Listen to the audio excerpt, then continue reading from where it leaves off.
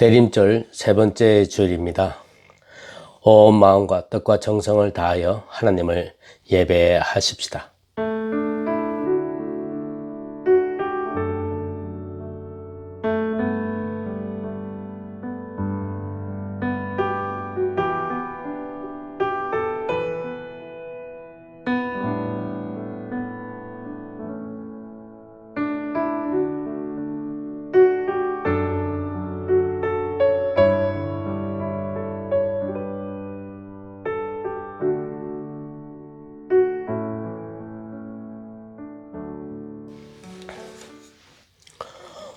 오라, 우리가 여호와께로 돌아가자.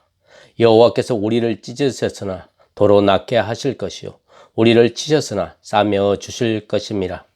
여호와께서 이틀 후에 우리를 살리시며 셋째 날에 우리를 일으키시리니 우리가 그의 앞에서 살리라. 우리 함께 기도하겠습니다. 찬송과 영광을 받으시기에 합당하신 하나님 아버지, 대림절 세 번째 주일에 드리는 저희들의 예배를 받아 주시옵소서. 어둠 속에서 방황했던 저희들의 영안을 열어주시어 성탄을 통해 드러내신 하나님의 참사랑과 구원의 신비를 깨닫게 하여 주시옵소서. 높은 보좌를 버리시고 낮고 천한 땅으로 내려오신 예수님을 본받아 저희들도 높아졌던 마음과 교만했던 태도를 다 버리게 하시고 겸손한 마음과 경건한 태도로 예배에 집중할 수 있도록 인도하여 주옵소서. 예수님의 이름으로 기원합니다. 아멘.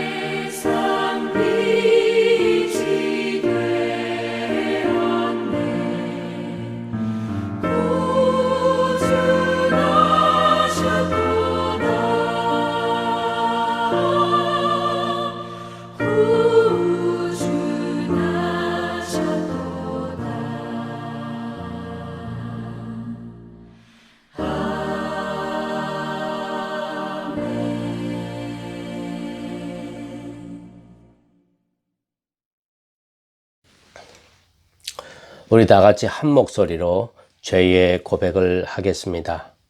긍휼이 많으신 하나님 아버지, 올 한 해도 저희들에게 주어졌던 그 수많았던 시간을 헛되이 보내고 이렇게 안타까운 마음으로 주님 앞에 서게 되었습니다. 내게 있는 모든 것은 하나님께서 베풀어 주신 은혜 이것만 깨닫지 못하고 살았습니다. 은혜를 깨닫지 못하니 우리의 마음에는 원망이 가득했고 우리의 입술에는 불평이 넘쳐났습니다. 성령님께서 언제나 내 곁에 함께 계신다는 사실을 깨닫지 못하여 저희들은 불신앙의 늪에서 벗어나지 못한 채로 절망하며 살았습니다. 이웃을 향해서는 시기와 질투와 교만한 태도로 일관하였습니다. 우리의 죄를 사해 주시려고 이 땅에 오시는 예수님을 바라보면서 이 모든 허물을 고백하오니 용서해 주옵소서. 예수님의 이름으로 기도합니다. 아멘. 계속하여 자신의 은밀한 죄를 침묵하는 가운데 고백하는 시간을 갖겠습니다.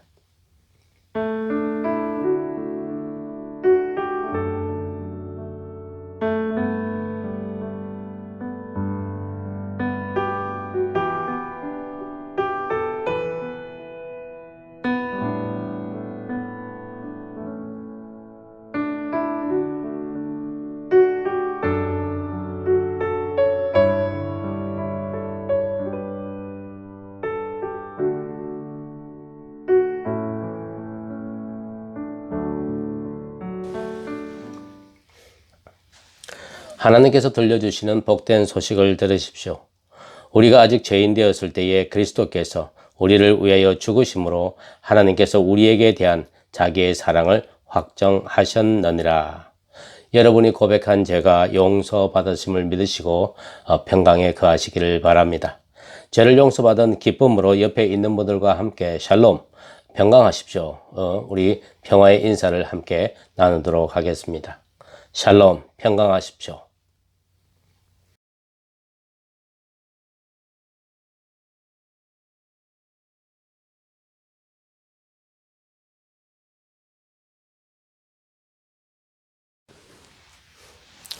오늘 우리에게 주어진 하나님의 말씀은 이사야서 61장 1절로 4절, 8절로 11절입니다. 1절입니다. 주 여호와의 영이 내게 내리셨으니 이는 여호와께서 내게 기름을 부으사 가난한 자에게 아름다운 소식을 전하게 하려 하심이라.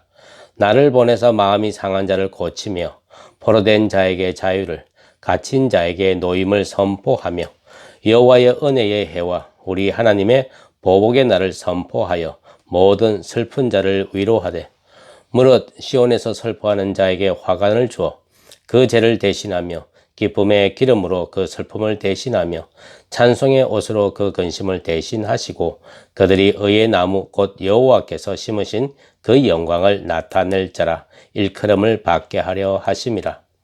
그들은 오래 황폐하였던 곳을 다시 쌓을 것이며 옛부터 무너진 곳을 다시 일으킬 것이며 황폐한 성읍 곧 대대로 무너져 있던 것들을 중수할 것이며 무릇 나 여호와는 정의를 사랑하며 불의의 강탈을 미워하여 성실히 그들에게 갚아주고 그들과 영원한 언약을 맺을 것이라. 그들의 자손을 문나라 가운데에 그들의 후손을 만민 가운데에 알리리니 무릇 이를 보는 자가 그들은 여호와께 복받은 자손이라 인정하리라. 내가 여호와로 말미암아 크게 기뻐하며 내 영혼이 나의 하나님으로 말미암아 즐거워하리니 이는 그가 구원의 옷을 내게 입히시며 공의의 겉옷을 내게 더하심이 신랑이 사모를 쓰며 신부가 자기 보석으로 단장함 갖게 하셨음이라. 땅이 싹을 내며 동산이 거기 뿌린 것을 돋게 함같이 주 여호와께서 공의와 찬송을 모든 나라 앞에 솟아나게 하시리라. 요한복음입니다. 요한복음 1장 6절로 8절 그리고 19절로 28절입니다. 먼저 6절입니다. 하나님께로부터 보내심을 받은 사람이 있으니 그의 이름은 요한이라.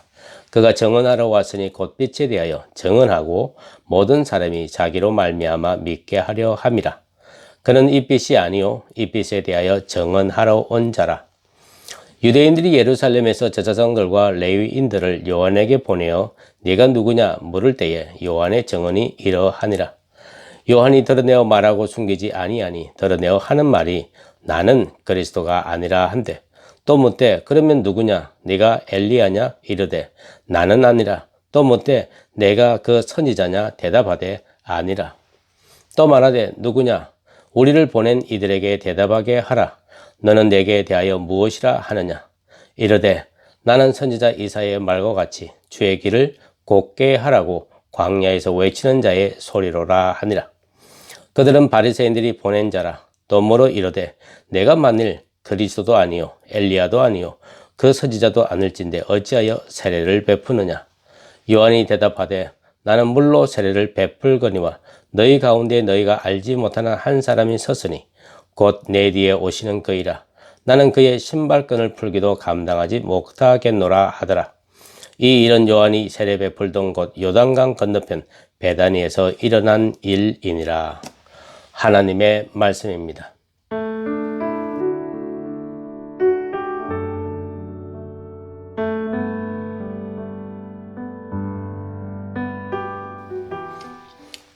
여러분 오늘 설교에서 두 장의 사진을 보게 되는데요. 첫 번째 사진은 네덜란드의 풍속 화가인 피터 브레헬이라는 사람이 Landscape with Saint John the Baptist 라고 하는 그림입니다. 이 그림을 보면요, 요한이 살던 시대와는 동떨어지게 다른 느낌을 주는 중세 시대가 백그라운드에 깔려 있습니다. 이 본 그림에서 보시면 세례 요한은 희미하게 보이지만 군중은 다양한 묘사로 이루어져 있습니다. 군중들이 손으로 예수를 가리키고 있지만 군중 중에 어느 누구도 예수님을 바라보고 있지는 않습니다. 여러 각기 다양한 옷으로 네덜란드뿐만 아니라 스페인, 중국 사람도 보입니다. 중간에 보시면 집시로부터 손점을 보고 있는 사람도 보이죠. 이 그림 뒤편으로는 요단강이 흐르고 있습니다. 세례 요한이 요단강에 서서 예수님을 가리키며 군중들에게 정언하고 있는 장면인데 배경은 중세 시대를 그리고 있다고 하는 점이 다른 점이라고 하는 거죠. 어쨌든 세례 요한은 말합니다. 나는 하나님께로 보냄을 입은 자이지만 나는 빛이 아닙니다. 태초부터 있었던 말씀도 아니고 세상에 생명을 주는 존재도 아닙니다. 나는 빛으로 오신 말씀을 여러분에게 전달하는 소리에 불과합니다. 내가 받은 사명은 여러분들이 빛으로 오시는 그 분을 믿게 하는 것입니다. 두 번째 그림을 보시면 군중들 속에 유대인이 보낸 제사장과 레위인들이 또 있고 예수님도 있습니다. 여기서 유대인들이 보낸 자라고 하는 것은 예수를 반대하는 종교 지도자들, 즉 바리새인들을 일컬었습니다. 그들이 세례 요한이 바리새인들이 보낸 자들이 묻습니다. 너는 누구냐? 네가 무슨 권한으로 사람들에게 회개하라 마라 하느냐? 우리에게 죄를 상기시킬 수 있는 권한을 누가 당신에게 주었느냐? 말하라. 누구냐? 채근하고 있습니다. 제사장도 레위도 바리새인도 그 누구도 사람들에게 회개하라 명령하지를 않는데 세례 요한 당신은 도대체 무슨 권한으로 우리에게 호령을 하느냐라고 다그치고 있는 것입니다. 유대인들이 보낸 사람들이 세례 요한에게 너는 누구냐를 다그치고 있는 이유는 뭘까? 그 이유는 요한 이름 앞에 있는 세례라고 하는 수식어 때문에 그렇습니다. 요한이 행한 세례는 정결행위였고 요한이 선포한 말씀은 심판이었습니다. 종말에 대한 심판이었다는 거죠. 종말과 심판을 말할 수 있는 자는 유대 사회에서 딱 한 사람뿐입니다. 한 분.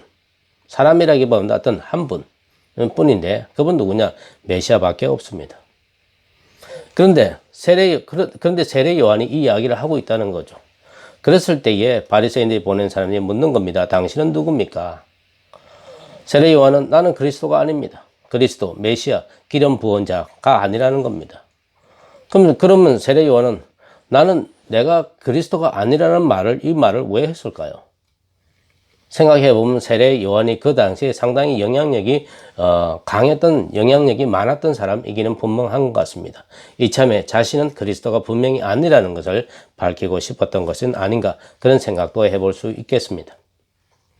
어쨌든 유대인들이 보낸 자들이 세례 요한에게 묻는 거죠. 그럼 엘리야냐 선지자냐? 엘리야와 선지자 그들의 공통점은 종말을 알리는 자들이었습니다. 세례 요한은 그들도 아니다라고 말합니다. 자, 그러자 이번에는 너는 너 자신에 대해서 무엇이라냐? 그럼 너는 너 자신을 어떻게 설명할 수 있느냐라고 묻는 거죠. 선지자 이사야의 말과 같이 주의 길을 곧게 하라고 광야에서 외치는 자의 소리라 하며 세례 요한은 자기의 사명을 말합니다. 이 말씀은 이사야서 40장 3절을 말씀을 인용을 했는데요. 이 구절은 이스라엘이 바벨론 포로에서 돌아올 수 있도록 광야의 길을 내는 메신저의 역할에 대한 묘사를 한 겁니다. 세례 요한은 바로 그 메신저의 역할을 한다고 그들에게 설명하고 있는 거죠. 주님께서 오시는 길을 평탄하게 할 일은 오직 정언밖에 없습니다. 간증밖에 없다는 거죠. 자기가 받은 사명에 대한 체험, 이것밖에는 설명할 게 없다고 하는 겁니다. 예수님이 공생애를 시작하기 전까지 많은 사람들이 예수를 믿게 하는 것이 바로 세례 요한의 사명이었다고 말하고 있는 거죠. 세례 요한이 정언하는 자, 그리스도, 기름 부음을 입은 자, 메시아의 사명은 이사야서 61장 1절로 4절의 말씀에 있습니다. 이 말씀이 누가복음 4장 18절 19절에 나와 있는 말씀과 같은 말인데요. 주님이 영이 내게 임하셨다. 주님께서 내게 기름을 부으셔서 가난한 사람, 여기서 가난한 사람이라고 하는 것은 겸손한 사람을 말합니다. 겸손한 사람에게 기쁜 소식을 전하게 하셨다. 주님께서 나를 보내셔서 포로된 사람들에게 해방을 선포하고 눈먼 사람들에게 눈뜸을 선언하고 억눌린 사람들을 풀어주고 주님의 은혜를 선포하게 하셨다고 정언을 하고 있습니다. 바벨론 포로 기간 70년을 살아가던 이스라엘 사람들에게 이사야가 외쳤습니다. 하나님께로부터 기름 부으심을 입은 자 메시아가 와서 너희들을 바벨론 포로에서 해방되어 예루살렘으로 돌아가게 하며 무너진 이스라엘을 재건할 것이니 희망을 가지라고 했습니다. 그 희망을 성취하고자 하나님의 아들 예수 그리스도가 이 땅에 오셨다고 세례 요한이 정언을 하고 있음에도 불구하고 사람들은 참빛이고 참 해방자이신 예수에 대해서 별로 관심이 없습니다. 오히려 자기의 관심사에 몰두하고 있습니다. 군중들은 왜 세례 요한에게 별 관심을 보이지 않았을까요? 사람들이 생각하는 메시아는 메시아가 왔으면 뭔가가 개혁이 일어나고 뭔가가 로마의 속국에서 해방이 되고 뭔가가 체인지가 돼야 되는데 체인지가 된 게 없다는 거죠. 공공한 군중들의 궁핍한 삶에 나아진 기미가 전혀 없는데 메시아가 온들 자기하고 무슨 관계가 있느냐. 그래서 별 관심을 드러내놓고 있지 않습니다. 예수님이 성천하셨습니다. 다시 오신다 하시면서 떠나신 지가 수십 년이 지났지만 예수님의 재림은 이루어지지 않았습니다. 로마의 핍박은 더 심해졌고요. 데살로니가 교회 안에 거짓 교사들은 예수님이 하나님이 아니라 하나님이라는 사실을 거부하면서 많은 그리스도인들이 예수의 재림을 보기도 전에 죽고 말았다고 하면서 오히려 그리스도인들은 거짓말장이라고 비아냥거리는 일들이 비일비재했습니다. 데살로니가 교인들은 안과 밖으로 온통 핍박을 받았고요. 믿음이 흔들리고 있을 때에 바울이 데살로니가 교인들에게 보낸 첫 번째 편지에 이렇게 말합니다. 항상 기뻐하라. 쉬지 말고 기도하라. 범사에 감사하라. 이는 그리스도 예수 안에서 너희를 향한 하나님의 뜻이라. 이렇게 말합니다. 이 편지를 받은 교인들의 반응은 어땠을 것 같습니까? 핍박을 피해서 몸을 숨기고 있습니다. 먹을 양식을 구할 길도 막막해지는 이 판국에 어떻게 항상 기뻐할 수 있겠습니까? 쉬지 말고 기도하라고요? 이게 가능합니까? 범사에 감사하라고요? 이게 무슨 위로고 권면입니까? 이런 항의를 하지 않겠느냐 하는 겁니다. 코로나19 확진세로 올해만 해도 저희가 3월과 12월 두 번씩이나 자택 대피령이 발동되었고 우리는 지금 경제적으로 완전히 셧다운된 그런 상태에 있습니다. 재택근무를 해도 월급이 따박따박 나오는 직장인들과는 달리 이민 서류, 미필자, 신분에 문제가 있는 분이나 맡기를 하는데 캐시잡을 해야 되는 사람들 있잖아요. 많습니다. 생각보다. 이 사람들 캐시잡 없으면요. 거리에 안절 판국에 있습니다. 이 사람들을 향해서 항상 기뻐하십시오. 쉬지 말고 기도하십시오. 범사에 감사라고 해보십시오. 먹히나요? 안 먹히죠. 누가 이거 들으려고 하겠습니까? 그런데 이 말씀이 들리는 사람들이 있습니다. 이 말씀이 먹히는 사람들이 있다는 거죠. 바울의 이 명령을 어떻게 그것이 가능합니까? 라는 방법론으로 받아들이지를 않고요. 왜 그렇게 해야 되는데요? 본질적인 접근을 하는 사람들이 이 말씀이 이해가 되는 겁니다. 우리는 성경을 볼 때마다 내 눈에 확 들어오고 내 마음과 같은 구절을 보면 그 구절 전체를 바라보지 않고 내 눈에 좋은 것만 뽑아서 내가 좋은 것만 픽업해서 보는 경향이 강합니다. 바울의 명령은요, 항상 기뻐하라, 쉬지 말고 기도하라, 범사에 감사하라. 왜 그래 해야 하느냐고요? 이렇게 물어야 돼요. 그거 어떻게 합니까? 이렇게 물으면 이거는 해답이 없는 겁니다. 왜 그렇게 해야 되냐고요? 라고 물어요. 18절 후반절에 이렇게 말하죠. 이것이 그리스도 예수 안에서 너희를 향하신 하나님의 뜻이기 때문이라고 바울은 말합니다. 너희를 향하신 하나님의 뜻이 우리가 늘 기뻐하고 기도하고 감사하는 것이냐? 아닙니다.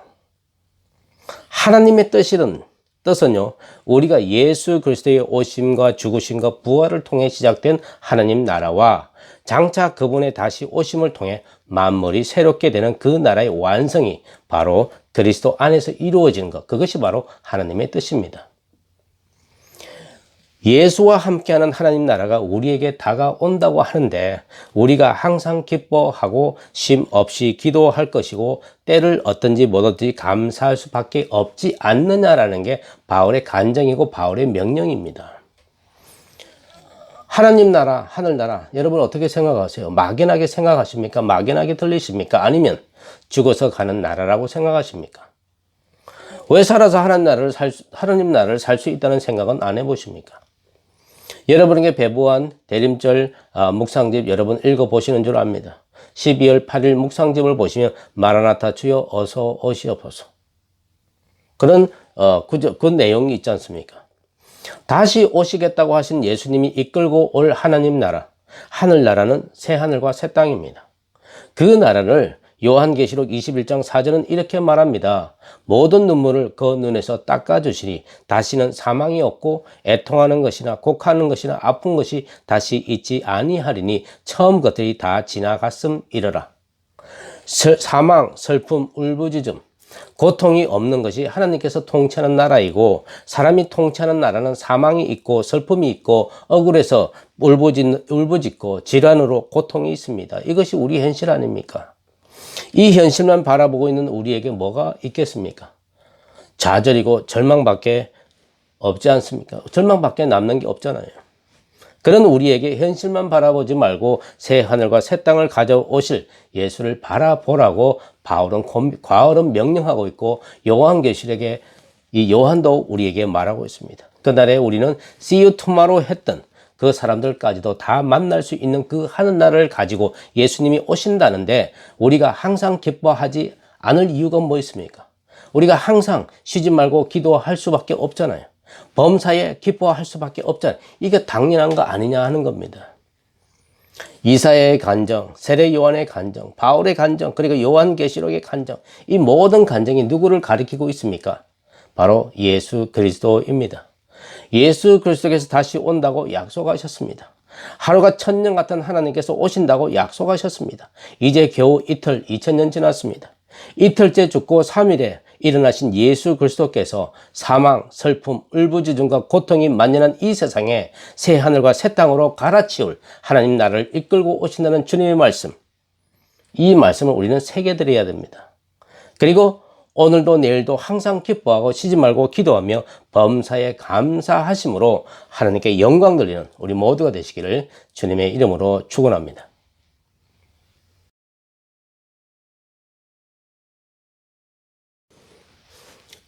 우리 함께 봉헌 기도 드리겠습니다.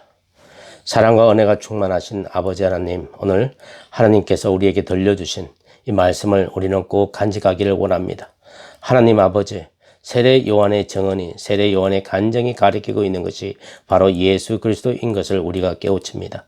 하나님, 우리의 삶에 예수 그리스도가 우리의 중심이 되게 하옵시고 우리가 새 하늘과 새 땅을 바라보는 그 마음이 매일의 순간 속에 일어나도록 인도하여 주옵소서. 하나님 아버지, 오늘 우리 올해는 벌써 12월, 주님이 탄생하신 성탄을 맞이하는 12월이 다가왔는데 여전히 코로나19의 확진세가 너무나 강해서 우리는 또한 자택 대피령으로 주님 경제권이나 모든 것이 꽁꽁 묶여있는 그런 상태에 있습니다. 하지만 우리의 외부적인 요건들은 꽁꽁 묶여 있지만 우리의 심리 속에, 우리의 심령 속에, 우리의 신앙 속에 있는 예수 그리스도 안에 있는 우리 모두는 꽁꽁 묶여 있는 것이 아니라 오히려 영원히 자유할 수 있도록 인도하여 주셔서 많은 사람들과 심리적으로 함께 할 수 있는 따뜻한 그런 12월을 보낼 수 있도록 인도하여 주시고, 하나님 아버지, 아무리 강세를 펼치고 있는 코로나19라 할지라도 하나님, 우리 모두가 똘똘 뭉치고 하나가 되고 서로의 안전을 위하여, 서로의 생명을 위하여 함께 주님의 고심할 때에 이 모든 문제들로 다 극복할 수 있으리라는 그 믿음 가지고 우리 극복하고 이겨낼 수 있는 우리 모두가 되도록 주님 역사하여 주셔서 조만간에 교회들도 문을 활짝 열고 하나님께 예배하는 그날이 빨리 오기를 간절히 바라고 원하며, 우리 성도님들 주님 앞에 올 때에 자신을 헌신하는 마음을 가지고 왔사오니 주님 헌신하는 그 성도들에게 하나님 축복하시고 인도하여 주셔서 그들이 사는 그 삶이 하나님께 영광이 되는 그 삶으로 하나님 인도하여 주시옵소서. 헌신자의 삶이 하나님의 보시기에 참으로 아름답게 보여지고 칭찬받는 우리 성도들 되도록 인도하여 주시옵소서. 이 모든 말씀을 우리 주 예수 그리스도의 이름으로 간절히 기도드리옵나이다. 아멘.